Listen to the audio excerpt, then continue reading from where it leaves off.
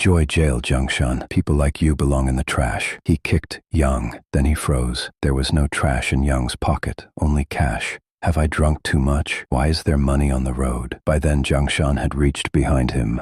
A clean chop. Yang Tianli fell unconscious. Jiangshan said in a cold before calling others trash, look at yourself. Underage, unlicensed, drunk driving, perfect rich brat. He kicked him twice more. Then he took a kitchen knife from his bag. Not worth killing, but giving a makeover will be fun. He grabbed his head, one smooth cut, and all the hair fell to the floor. Done. Rubbing his neck, he said, tiring. I hope our dear class monitor likes the morning surprise. Son, have breakfast. I'm going to the temple today. Last night, I don't know if thieves came or what. There was hair on the kitchen knife, and the floor was wet. So much water and hair. Where did it come from? You stayed up late, she said. Jiangshan remained silent, thinking if his mother were a scout, she would have been amazing. Meanwhile, near the Yong family villa, a guard saw a drunk man sleeping on the roadside and kicked him. Hey! Wake up. Do you know where you're sleeping? Yang lifted his head and shouted, Who speaks to me like this? The guard froze. Young master, he touched your head. The scalp feels weird. Look down. Hair scattered on the ground. He exploded. Who did this? I'll tell Dad to eliminate everyone. He ran home shouting, but inside he saw two men handcuffing his father. Anti-Corruption Bureau. Your father faces serious charges. Young Tianli felt the sky fall. His father just said, I can't save you this time.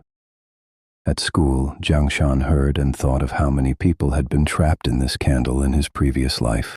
Maybe the butterfly effect of rebirth. But the biggest question, what to do with 6 million? He wanted revenge, but needed to build his own power against Chanshao. Buy a building, rent it out. Then he laughed. First thought always goes to becoming a landlord. Passing an alley. One thug lifted a steel pipe. If you don't cry now, you'll cry in the coffin. Dong fell. The thugs were confused. Alive or not? The pipe raised again. Jiangshan stepped forward. One step, one kick. The thug flew away. Director Dong, shocked, saw Jiangshan smile lightly. Then they met. Today, duty in the gutter. Dong tried to smile. It was an undercover visit. Jiangshan said, Enough jokes. Let's discuss work. Dong kept babbling. Jiangshan asked directly, Are you talking to me? Dong quickly replied, No, you're the hero. Jiangshan became serious.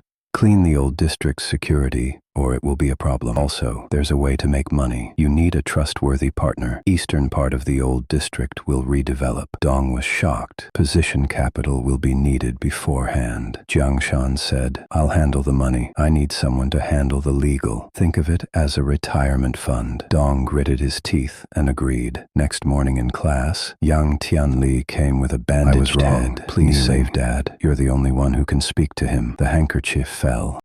Became a monk? Jiangshan thought. Don't like craftsmanship, huh? He said, Stand up. People don't kneel easily. I didn't promise help. Arrested by law. Yang left with tears in his eyes. You can't keep what's lost either. That night, Yang and two boys were preparing Molotov cocktails.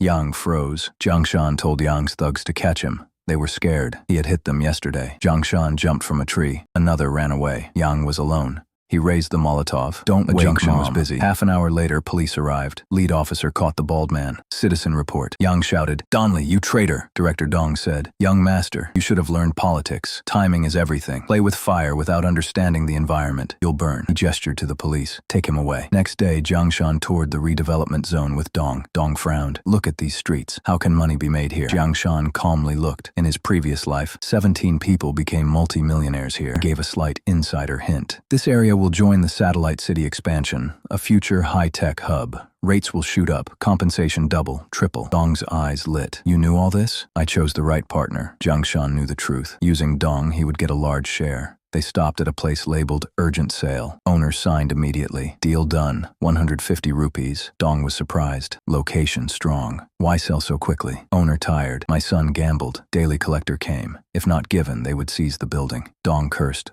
Worthless boy. Jiangshan found the timing odd. Pre-demolition collection was perfect. He asked whose debt it was. Owner said Chajinhu Tiger Chun. A bit later, he said they came to collect debt. But the place had more interest than money. Jiangshan understood. He instructed Dong to secure the contract. Dong asked about drink. Jiangshan shook his head. No time. Someone else is after this slice. Chajinhu, the night king of the city for 20 years. Some call him half-city Chun. Dong panicked. If he eyes demolition, it's linked to the Chun family. Hearing the name, Jiangshan's eyes narrowed. Memories of his past life surfaced. Killing intent shown. Lead found. Dong asked, "You know the Chan family?" Jiangshan smiled. "Chinhu is just their pet dog. If it attacks, I'll cut its paws. Buy undervalued property, I'll cover the money." Looking out the window, "This time I'll collect interest first." Tiger Casino. Chang In-hu exploded. Old district bar was taken. Trap laid, still cut. Manager complained. "Boss check. Student seems with Dong Li." Jiangshan calmed him. "Even if young family falls, safe. This boy doesn't seem underworld. Direct clash not likely. Full background of student in 3 days.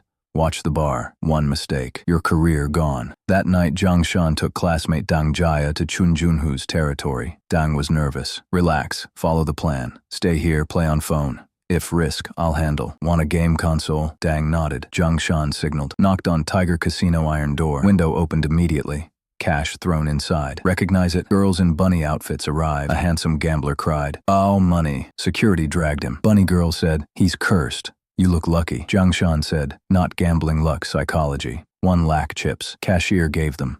"People think luck matters, it's mind games." 3-card break table. Fat man bet 5,000. Jiangshan pushed all in. Dealer hesitated. Jiangshan innocently said, "Bigger hand, bigger bet, right?" 2 players folded. Cards opened. Jiangshan's hand average. Bet 1. Chips collected. Trick works once. Bunny girl offered drink.